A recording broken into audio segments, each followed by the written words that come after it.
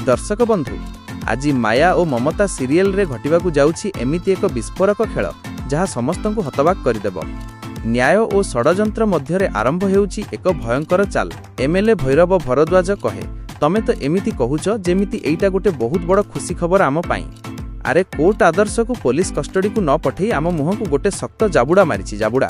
हेमंत कहे हाँ किंतु डाड कोर्ट आदर्श को पूरापूरी निर्दोष भाव में खलास भी तो करनाहांती।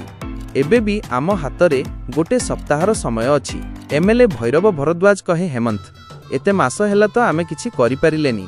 एई सप्ताह भितरे कणटा उपाड़ी पकेइब कहिलो टिके मते। हेमंत कहे डॉड आमको या भितरे आनी आईनेस छिड़ा करिबाकू पड़िबो। आमे एमिति गोटे लोक को ठीक करिबाकू पड़िबो जे कोर्टर काठगड़ारे छिड़ा होइंको सामनारे कहिबो आदर्श शंभु नायक को मर्डर करिछि बोली से निज आखिरे देखिछि। एमएलए भैरव भरद्वाज कहे हेमंत कोर्ट कण जेबे तेबे लोकर कथा को काहींकी विश्वास करिवो। हेमंत कहे हाँ जदि पल्लवीर केही निज लोक माने ता डिपार्टमेंटर लोक जाइकी कुहे ताहले कोर्ट विश्वास करिवो। हेमंत कहे डैड देखंतु।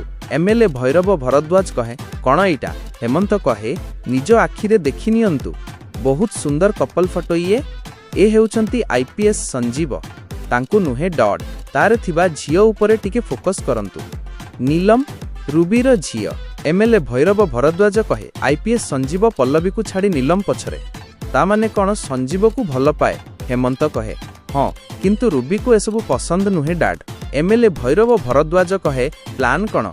हेमंत कहे आमे संजीव को गाजर देखैबा पल्लवी विरुद्ध रे साक्षी देले माने आदर्श शंभु नायक को मर्डर करिछि बोली कोर्ट रे कहिले आमे संजीव को गाड़ी दबा बंगला दबा आउ नीलम एई तीनिटा जिनिस दबा ता सांगरे ढेर सारा यौतुक भी दबा भविष्यतर सिक्यूरिटी पाई। डैड दुनिया रे एमिति कोनोसी पुलिस ऑफिसर नाही जे एका सांगरे झियो आउ टंका देखि गोड़ न खसैथिबो। मु सियोर डैड संजीव आम जाल रे निश्चय फसिबो। एमएलए भैरव भरद्वाज कहे हेमंत मु तुमको बुद्धू बोली भाविथिली तमे तो पूरा विचक्षण होई बाहरिल। दर्शक बंधु आपण माने केउ जिल्लारू देखुछंती निश्चय हमकु जणैबे। तत्सहित भिडियोटी भल लागिथिले गोटे लाइक एवं चैनल टी को सब्सक्राइब कर दियंतु। पुणी देखा हेबा आसंता काली परवर्ती एपिसोड रे।